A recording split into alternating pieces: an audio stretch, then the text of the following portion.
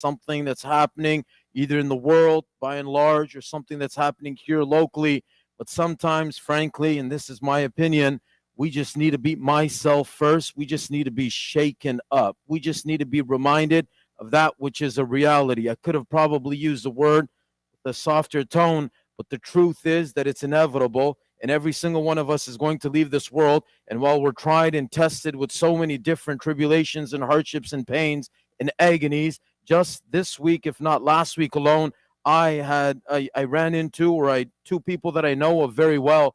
They were both telling me about incidents that had happened with their children. One, a child that I had the fortune of, a very special child and remarkably special. One of those students who spoke very little, whose character was becoming, whose mannerisms were delightful. This child now, I'm not sure, they may be in grade 10 or so now, but they've developed a cancer inside of their brain. May Allah subhanahu wa ta'ala make it easy for them. And another child too, at the age of 2, if I'm not mistaken, if I can remember correctly, who had entire a kettle of boiling water poured all over, accidentally, of course, by their 4-year-old sibling over their chest. This is here now, just a couple of days ago. So Allah will continue to try us and test us. But frankly, the question is, where do I stand in terms of my connection with Allah?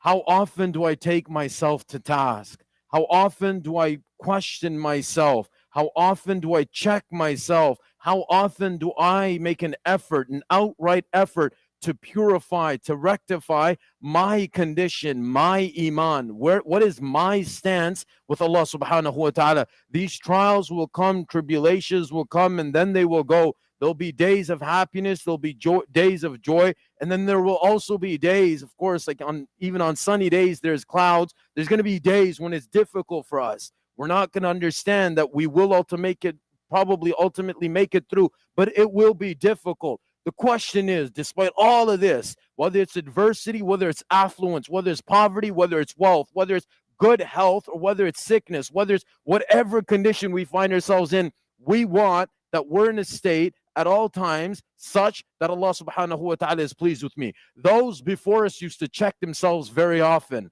And these were people who enjoyed a very great status, in the eyes of Allah subhanahu wa ta'ala, and through the tongue of the Prophet alayhi salatu wasalam, they were given amazing, wonderful guarantees of their success in the life hereafter. They were reassured by the Prophet sallallahu alaihi wasallam of that which awaits them in the life hereafter. But despite that, Abu Bakr radiallahu anhu used to say, I wish I was a hair on the body of a believer.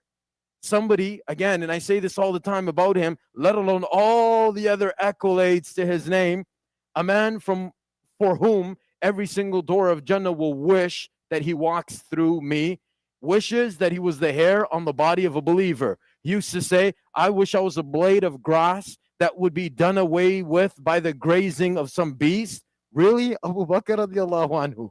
What would I be wishing for? Umar radiallahu anhu used to ask himself this question every night before he would retire to bed. ماذا عملت اليوم يا عمر? What did you do today? We can understand from what Allah subhanahu wa ta'ala blessed this ummah with through the efforts of Umar bin Khattab radiallahu anhu, whose days, whose nights were spent in the service of the deen. He's questioning himself as to what he's done today. What did I do today? Hassan Basri rahimahullah said, you only have 3 days. You have yesterday, which is gone with everything it contains. You've got today. Today is the only day that we have to make use of what we have. And then we have tomorrow that we don't even know we're going to get to live to see. So whatever Allah subhanahu wa ta'ala has blessed me with, what am I doing with this? Again, these hardships are going to come. And I hate to say this to the one who in this gathering now may possibly be going through something so difficult. Allah knows. Allah subhanahu wa ta'ala brought you to it. And thus, inshallah, Allah will take you through it. But where do I stand? And we need to keep asking ourselves this question. Umar bin Khattab radiallahu anhu used to stipulate a time in his day to take care of the grievances of the people, the masses. And so the people used to come to him, he used to see to them and move on. On one occasion, when he had already finished with this, someone came to him after hours. And Umar radiallahu anhu had with him something in his hand at the time with which he hit this man. And he said, When I've set aside a time, you choose not to come to me. And now when I'm done, and this is after hours, you expect me to see to you and your grievances. And so he left him. The man left. Umar radiallahu anhu started chiding himself. He asked himself, wait, Umar, what happened to you? You were low. Allah subhanahu wa ta'ala elevated you. You were wandering. Allah subhanahu wa ta'ala guided you. You were a base and Allah ennobled you. And now a man comes to you seeking help from you and you want to hit this man. And so he goes right back to the man and he gives him that with which he had struck him first. And he says, you need to take your revenge on me now. He says, I forgive you. I forgive you. I leave the matter to you and to Allah. He says, no, if you leave it to Allah, I'm forgiven. But if you leave it to me, I order you. It's a command that you take your revenge on me now. You don't take it on me now. How will Umar fare and stand before Allah on the day of judgment for striking this man? Imagine how many people. Some people, it's something that we have on our tongues and it's said very loosely sometimes. I don't own anybody, I don't owe anybody anything. Oh, there's a lot of people that I owe an apology to, very frankly. How many people I've wronged in my life? May Allah subhanahu wa ta'ala forgive me and anybody who may have done so. But we need to understand there is retribution for the one who doesn't clear his account now. For the one who chooses to live his life according to his whims, lusts, and desires. Hold on a minute. That's not how it works, though. We will be made to stand in front of Allah subhanahu wa ta'ala, and every single one of us, and we're not going anywhere until an umrihi fima afna. The life that Allah gave us, what did we do with it? And so when this person is taken to account on the day of judgment, he's going to present a request to Allah subhanahu wa ta'ala. He's going to say, oh Allah, I don't want that there should be any third party intervention in my taking into account. My accountability today, I'm going to be questioned undoubtedly, right?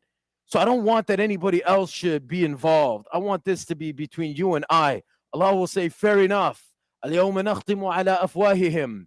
This person's mouth will then be sealed. وتكلمنا أيديهم. This person's hands will then begin to speak. وتشهد أرجلهم. And this person's feet will now begin to attest and witness against this man بما كانوا يكسبون, for everything that we used to do in this world. He's got or she's got his limbs or her limbs witnessing against him, and he can do absolutely nothing about it.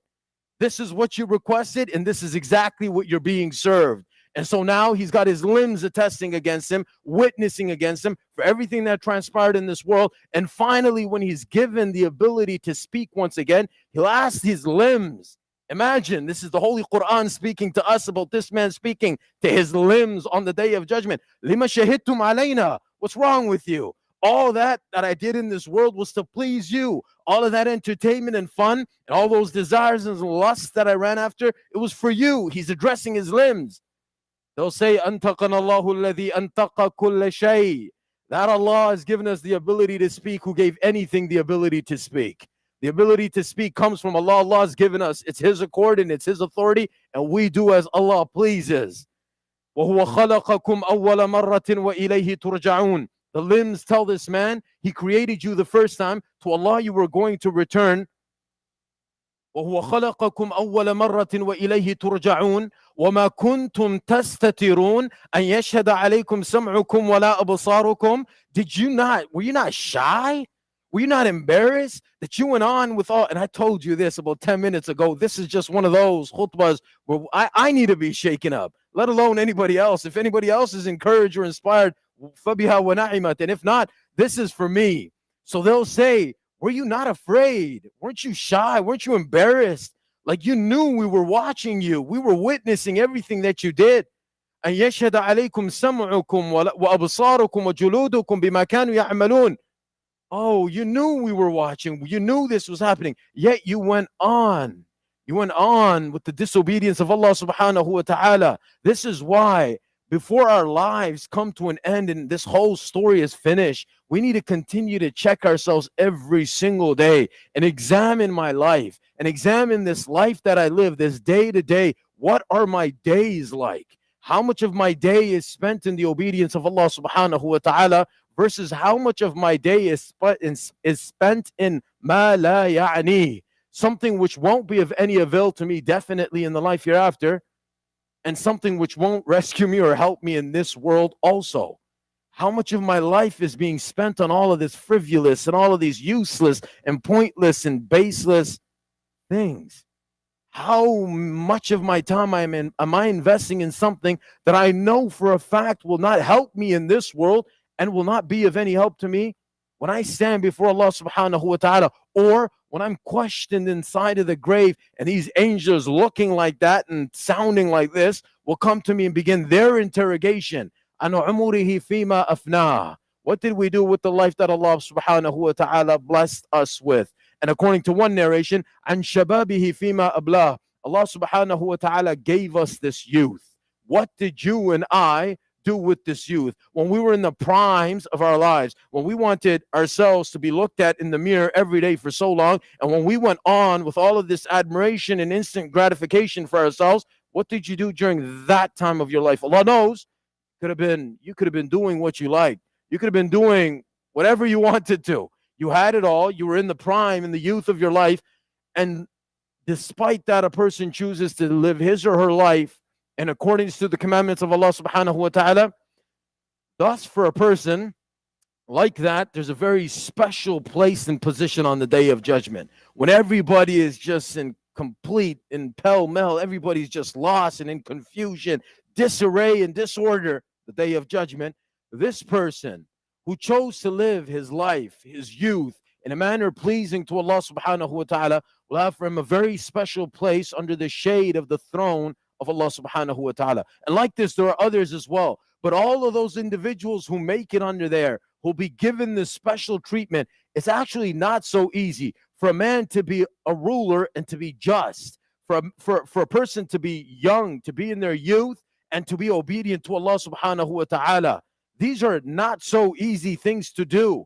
But when it's done, Allah subhanahu wa ta'ala has for this person awaiting for him on the day of judgment a very special place. And so Abu Talha radiallahu anhu, a few examples of those individuals before us who used to check themselves. They used to ask themselves, wait, was this so important? He's performing his salah, a man that owns a very precious, valuable garden. He's got all these date palms in his orchard. On one occasion, while performing salah therein, and I can imagine, so the narration mentions he's performing his salat alone. So this isn't the fard salah, because even an open munafiq doesn't miss his fard salah in the masjid during the time of the Prophet ﷺ. An invalid, somebody who could be lifted and carried to the masjid, he'll make it to the masjid. When we find a narration like this, we got to stop for a second and ask, he's not even performing his fard salah. He's performing a nafl salah. He's performing the nafl or the sunnah at home. He's performing inside of his garden or at his work. So here he is in his garden while he's engaged in his salah. And remember, these are the companions, and yes, they are our superheroes. They are our role models. While he's engaged in his salah, a bird starts to flutter and just hover in the air. Comes out of his garden, and his eyes fall on this bird. And he thinks, uh-oh, this bird has become a distraction for me in my salah. And this bird came from my garden. Thus, this garden of mine is a distraction. I know some of these stories will make your stomach shake, but that entire garden of Abu Talha radiallahu anhu is given in sadaqah. I have no need for something that distracts me and becomes an obstacle between me and my Allah subhanahu wa ta'ala. How many hours do I spend in complete uselessness? I'm sorry for some of these words, but again, this is for me first, the disclaimer. How much of my time is being spent where it doesn't need to be spent? Umar radiallahu anhu comes to Abu Bakr radiallahu anhu upon occasion, and we mentioned this a couple of days back, some of these incidents, and he finds him holding on to his tongue. Just imagine randomly seeing like the greatest man of all time after the prophets sitting in a corner all by his lonesome, holding on to his tongue. Nothing else. He's not saying anything. He's not repeating any words. He's not iterating. He's just sitting there holding his tongue. He says, "Mahya Amir al-Mu'mineen, ghafar Allahu lak." What are you doing? You're sitting, you're holding on to your tongue. Is everything fine? Are you okay? He says, Ya Umar, inna hadha awradani al-mawarid. You've got no clue. This same piece of flesh, jirmuhu saghirun wa jurmuhu kabir. Small in size, but the harm that it causes is detrimental and colossal. He goes, Umar, this piece of flesh, you're asking me why I'm holding on to this little thing? This is taking me to very dangerous places. Oh, you don't have a clue, Umar?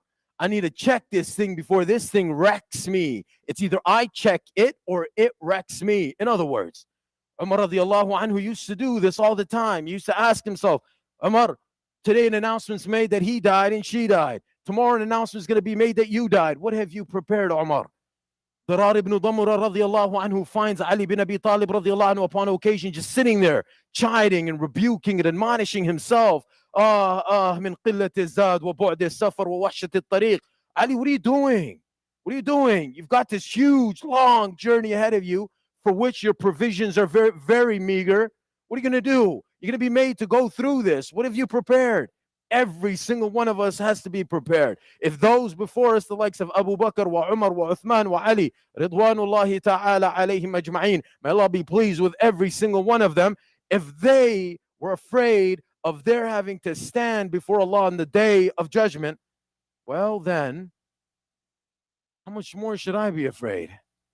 How much more should I be prepared? And again, I say this, it's not to scare anybody, it's to prepare. That's what it is. This is what we come here for most of us, for many of us. This might arguably be the only time throughout the entire week where we actually get a chance to come to listen.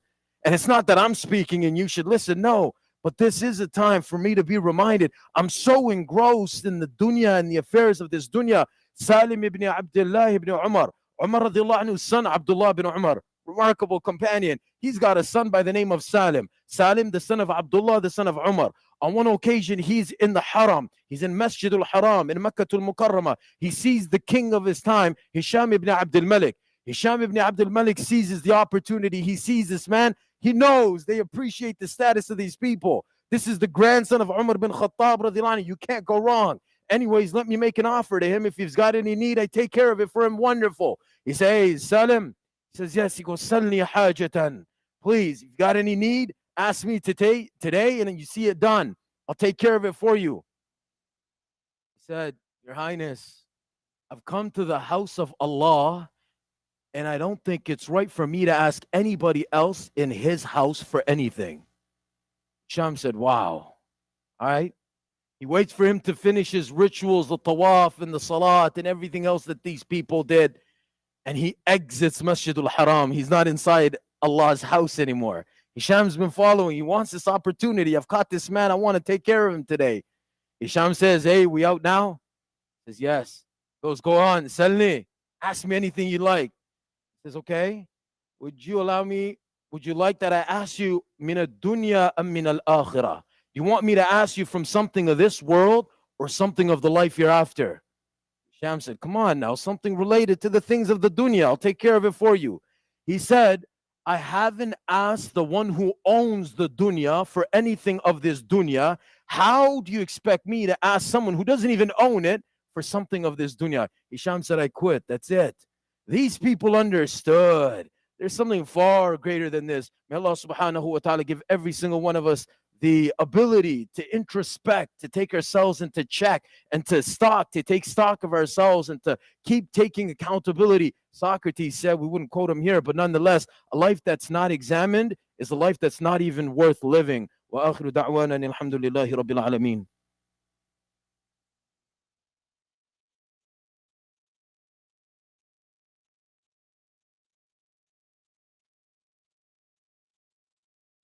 إن الحمد لله نحمده ونستعينه ونستهديه ونستغفره ونؤمن به ونتوكل عليه ونعوذ بالله من شرور أنفسنا ومن سيئات أعمالنا من يهده الله فلا مضل له ومن يضلله فلا هادي له ونشهد أن لا إله إلا الله وحده لا شريك له ونشهد أن سيدنا ومولانا محمدا عبده ورسوله أرسله بالحق بشيرا ونذيرا بين يدي الساعة من يطع الله ورسوله فقد رشد ومن يعص الله ورسوله فإنه لا يضر إلا نفسه ولا يضر الله شيئا. أعوذ بالله من الشيطان الرجيم. إن الله وملائكته يصلون على النبي يا أيها الذين آمنوا صلوا عليه وسلموا تسليما.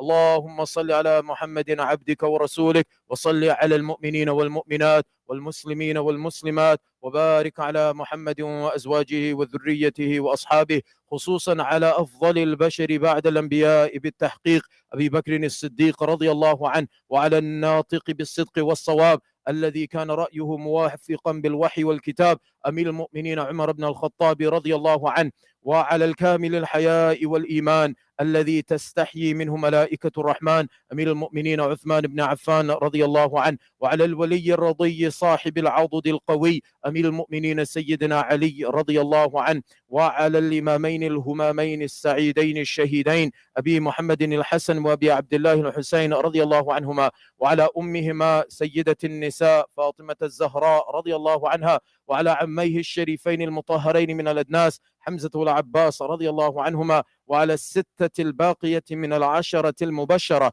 وعلى سائر الصحابة والتابعين رضوان الله تعالى عليهم وعن كل الصحابة أجمعين. اللهم أيد الإسلام والمسلمين، اللهم انصر الإسلام وأنصاره، وأذل الشرك وأشراره، اللهم انصر من نصر دين محمد صلى الله عليه وسلم واجعلنا منهم، وخذل من خذل دين محمد صلى الله عليه وسلم ولا تجعلنا منهم ولا معهم. May Allah subhanahu wa ta'ala bring ease to the affairs of all of the Muslims throughout the world. May Allah subhanahu wa ta'ala make it easy for our brothers and sisters in Pakistan. May Allah subhanahu wa ta'ala make it easy for those who are suffering in Afghanistan and those who are being troubled in Syria and in other parts of the world. May Allah subhanahu wa ta'ala bring ease to our brothers and sisters in Palestine. May Allah subhanahu wa ta'ala remove all of the difficulty and the hardship and the pain and the suffering of all the Muslim men and women, mothers, fathers, brothers and sisters throughout the entire ummah. اللهم اجعل بلاد المسلمين آمنة مطمئنين من كل البليات والآفات. ربنا اغفر لنا ولإخواننا الذين سبقونا بالإيمان ولا تجعل في قلوبنا غلا للذين آمنوا ربنا إنك رؤوف رحيم.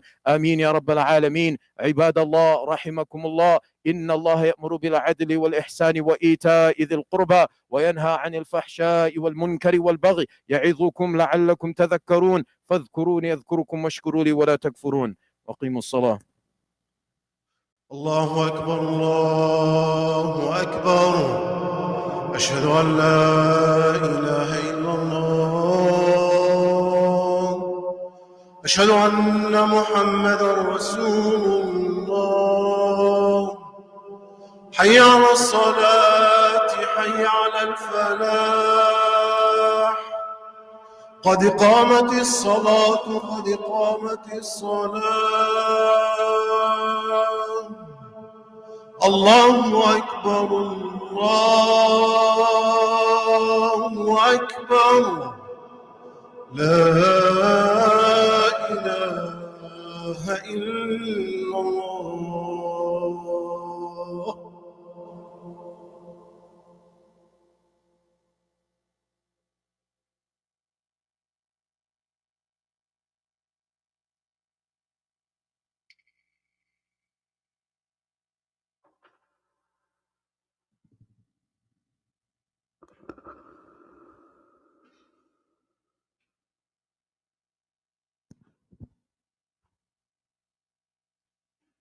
الله أكبر.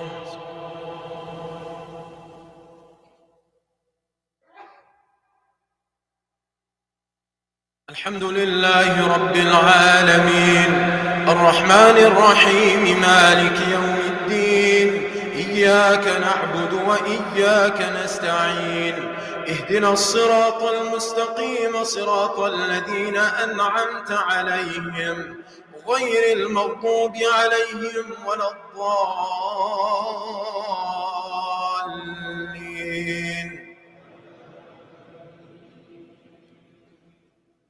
يا أيها الذين آمنوا إذا نودي للصلاة من يوم الجمعة فاسعوا إلى ذكر الله وذروا البيع، ذلكم خير لكم إن كنتم تعلمون.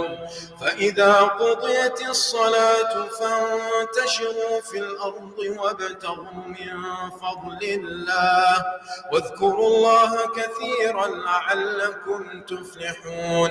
وإذا رأوا تجارة أو لهوا انفضوا إليها وتركوك قائما قائما قل ما عند الله خير من اللهو ومن التجارة والله خير الرازقين.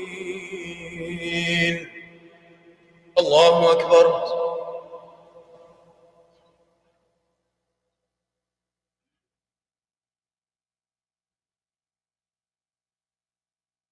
سمع الله لمن حمده. الله أكبر.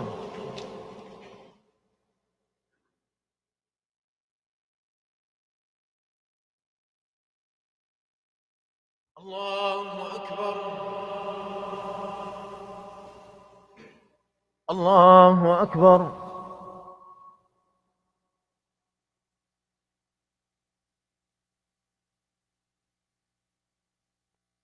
الله أكبر. الحمد لله رب العالمين الرحمن الرحيم مالك يوم الدين إياك نعبد وإياك نستعين اهدنا الصراط المستقيم صراط الذين أنعمت عليهم غير المغضوب عليهم ولا الضالين.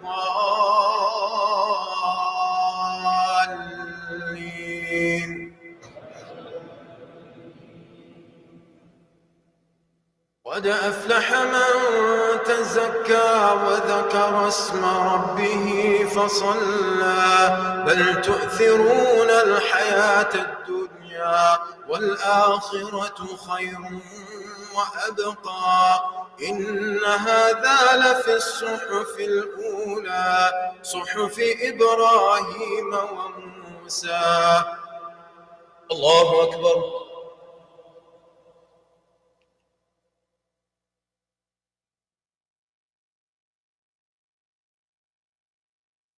سمع الله لمن حمده. الله أكبر.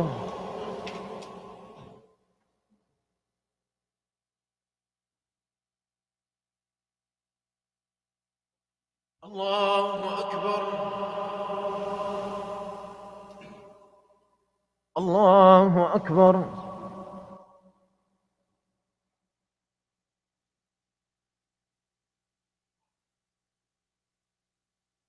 الله أكبر.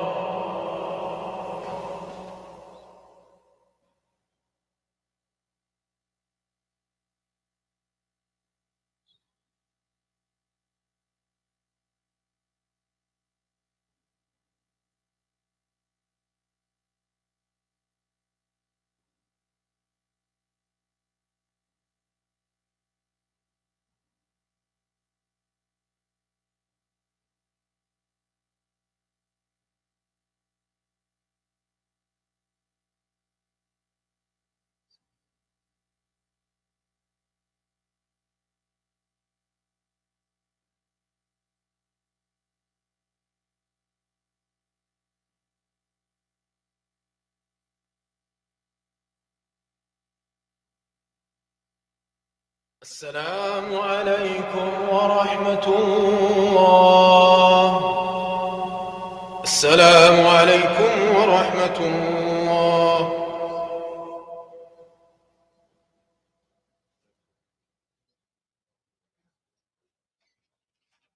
Just a few announcements inshallah before we head out. We are excited to announce Shaykh Ammar al-Shukri with Al-Maghrib inshallah World will be joining us for an intensive seminar June 10th and 11th on the topic of mindful salah. We have a 50% discount code for our youth at almaghrib.org/mindfulisnayouth. Our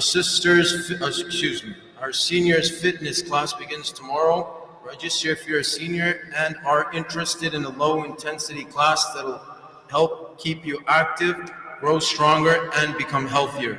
You can register now at isnacanada.com/seniorsfitness. Summer camp registration is almost sold out. If your child in grades 1 to 8 is interested in a fun-filled and action-packed summer, visit isnacanada.com/summer camp to register now. Our Friday Night Live program continues tonight at 7:30 p.m. Hope to see everyone there. Next week, inshallah, it will begin at 7 p.m. Tonight at 7:30, and from next week at 7 p.m.